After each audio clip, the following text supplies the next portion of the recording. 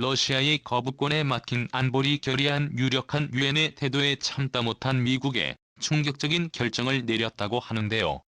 바로 러시아와 중국을 배제한 유엔을 새로 구성하고 한국을 새로운 상임이사국으로 추대하겠다는 것이죠.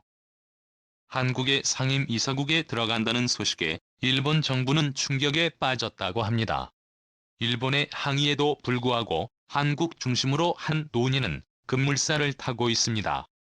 미국 정계에서는 한국과 관련된 이야기가 계속해서 나오는 상황 변화가 없던 유엔에서 큰 변화가 일어날 전망인데요.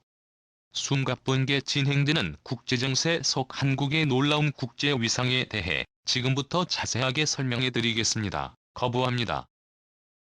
실에 울려 퍼진 목소리는 단호했는데요.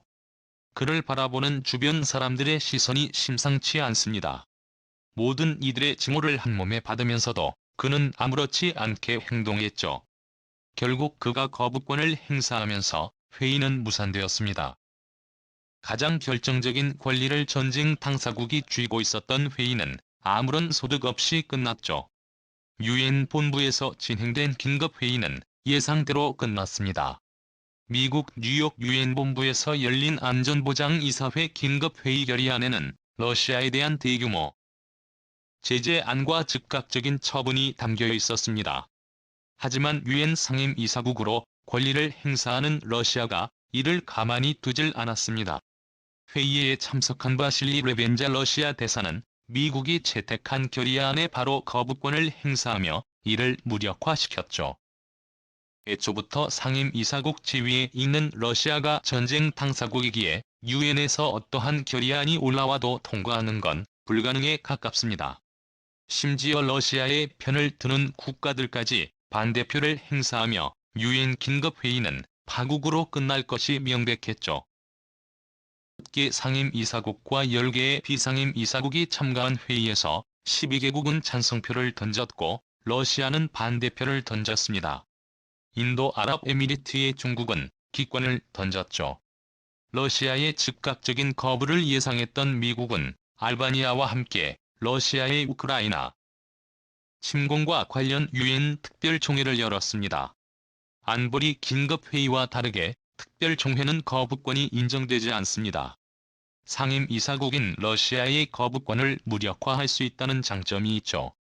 우크라이나 침공에 대해 전 세계가 제재에 동참하며 러시아가 하고 있는 행동에 대해 반성하라는 물결이 있는 상황에서 유엔 총회는 압도적인 수의 회원국의 제재에 나설 것으로 전망되는데요. 문제는 총회는 안보리 결의와 달리해 법적 구속력이 없다는 것입니다.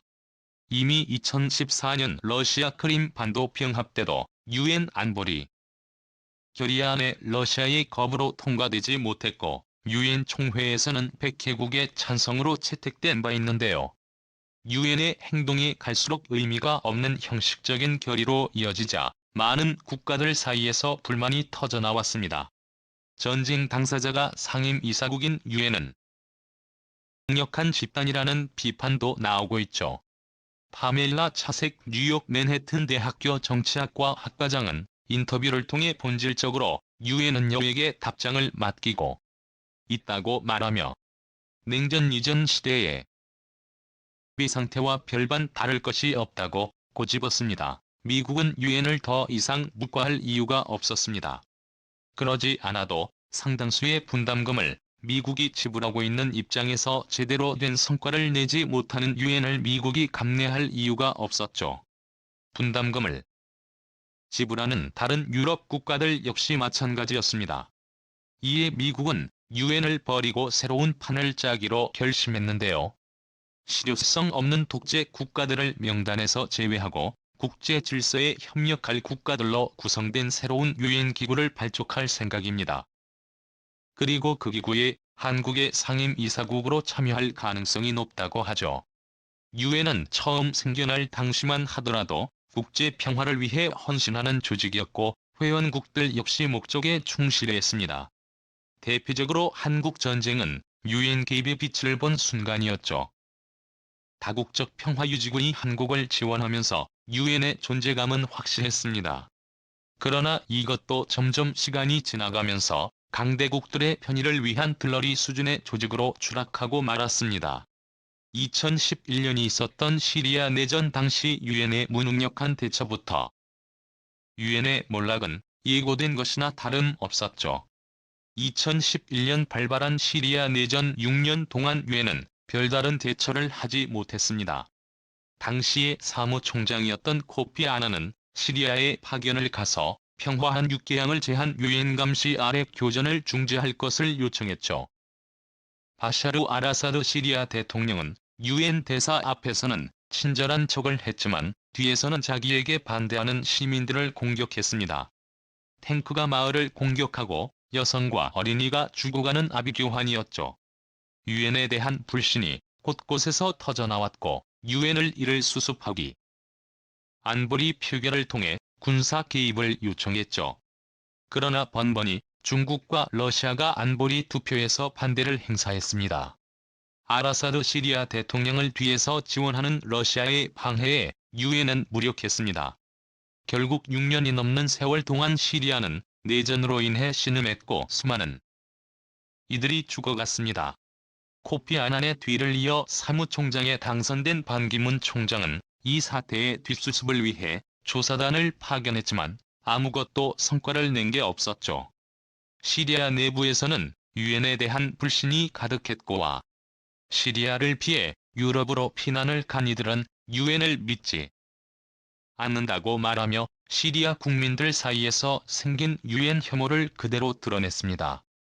작년에 벌어진 미얀마 사태도 마찬가지였습니다. 미얀마 군부 세력이 민주화 정권을 전복하고 다시 권력을 찬탈 시민들은 이에 분노해 길거리로 나오며 내전이 확산되었죠. 누적 사망자는 2012년 기준 수백 명이 넘었고 미얀마는 자체 반군 정부를 수립해 국제사회의 지지를 요청했습니다. 지금 현 정권이 아닌 반군 정부가 미얀마의 정통 정권이라는 주장을 펼치며 반군들은 유엔의 적극적인 개입과 자유를 위한 투쟁을 기억해달라며 호소했죠. 유엔 안전보장이사회에서 미얀마권 역시 상정되었지만 미얀마 군부 세력의 뒤를 봐주고 있는 상임이사국 중국은 미얀마 군부 제재의 거부권을 행사했습니다. 중국과 동맹을 맺고 있는 러시아도 거부권을 행사하며 사사건건 분쟁의 중국, 러시아는 유엔을 무력화시켰다. 개별 정부들이 미얀마 군부를 향해 제재를 가하는 정도에 그쳤습니다. 한국 정부는 미얀마의 군용 물자 수출 중단 개발 협력 사업 재검토에 나서며 국제사회의 일원으로 책임지는 행동을 보였습니다. 다른 국가들도 그러했으나 국제사회의 공조로 이어지진 않았죠. 무능의 흔적은 곳곳에서 발견되었으나 대처에는 미온적이었습니다. 그런데 이번 우크라이나 사태는 유엔의 무능함에 분노하는 계기가 되었고 더 이상 다른 국가들이 참아내기 어려울 정도였습니다.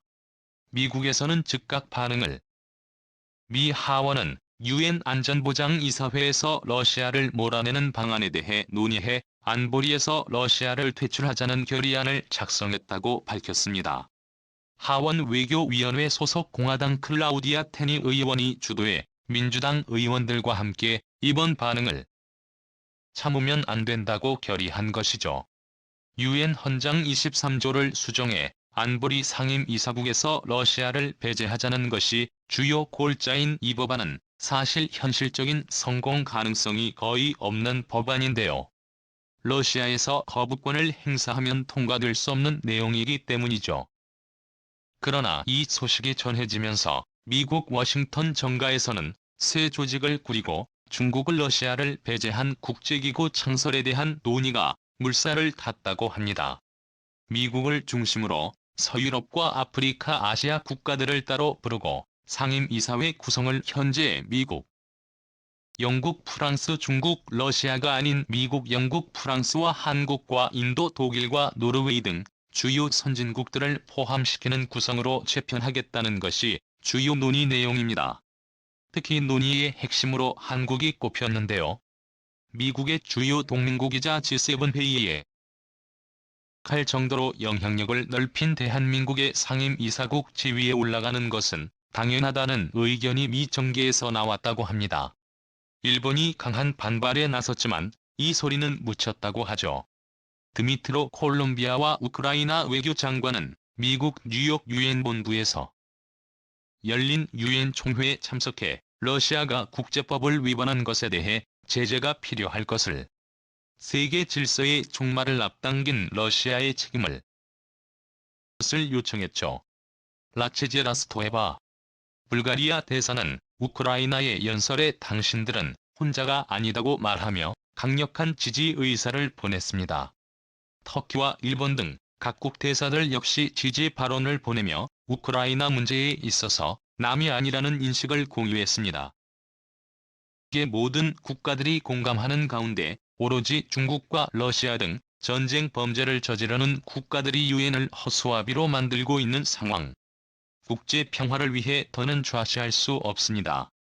유엔 인권이사회 자문위원 인장직을 허진 치글러는 유엔을 말하다라는 책에서 유엔의 엉뚱함과 왜곡된 현실을 폭넓일 직부터 중국과 러시아가 장기적으로 유엔을 망가뜨릴 것이라는 예언을 했죠. 실제로 그의 예언은 정확하게 맞아떨어졌습니다. 외교적으로 고립되고 있는 러시아와 중국을 배제할 필요가 있습니다. 그동안 생긴 모든 고통의 뒤에는 이들 국가가 있었습니다. 이제는 한국도 행동에 나설 필요가 있습니다. 새로운 판을 짜고 있는 미국과 손을 잡아 한국의 신체제에 기여하길 바라며 미국이 내민 손을 한국이 붙잡아 새로운 상임이사국으로서 한국이 책임을 다하길 기원하겠습니다. 다음은 관객들의 입니다. 새로운 유엔 기구를 만들겠다는 주장에 동의합니다. 아무리 선거를 통해서 제도를 바꾸더라도 독재적인 요소가 크고 장기적인 집권을 하려는 제도나 법은 인정할 수 없도록 근본적으로 민주주의 선거 제도를 고쳐야 할 것입니다.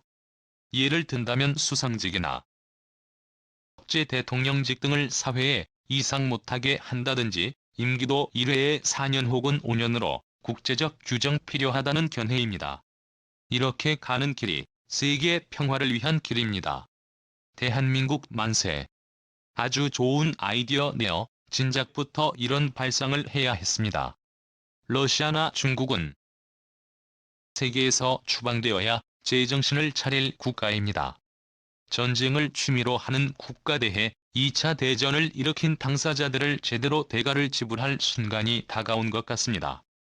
반가운 소식이네요. 꼭 그렇게 되기를 바라고 유엔 본부도 한국에 유치되기를 기원합니다. 선진국으로서 경제 군사적인 부분 개입해야 많은 나라들이 우리를 따를 것입니다. 말맞다나 현재 유엔은 그 존재 가치를 일찌감치 상실했습니다. 새로운 기구를 조속하게 창설하여 타 국가의 초대로 대한민국이 상임이사국으로 자리잡아 선진국으로서의 역할을 다하기를 바람하지 않습니다. 대한민국 파이팅! 상임이사국을 10개국으로 늘리고 안건의 대한 찬성 비율의 만장일치가 아닌 7명 찬성으로 바꾸면 양호할 때 중국, 러시아가 있어도 별 영향력을 못 발휘할 테니 민주주의 연맹으로 가야죠. 일정 수준의 민주주의를 실현한 나라를 기준으로 경제력, 군사력이 받쳐줘야 상임이사국이 될 수 있도록 당연히 독재국가 공산국 간에 제외되어야 하죠. 동아시아는 이미 끝난 상황이에요. 동서남북의 불량 국가들 분위기에 아시아에선 대한민국이 새로운 강대국으로서 유엔에서 강력한 발언권을 가질 것이며 배합은 주변국들은 모종의 국제전을 일으킬 수 있어야 합니다. 향후 10년 정도 대한민국이 군사력을 꾸준히 증강한다면 상황은 반기입니다. 대한민국 조금만 더 힘냅시다. 새로운 유엔 창설, 이 정말 필요해 보입니다.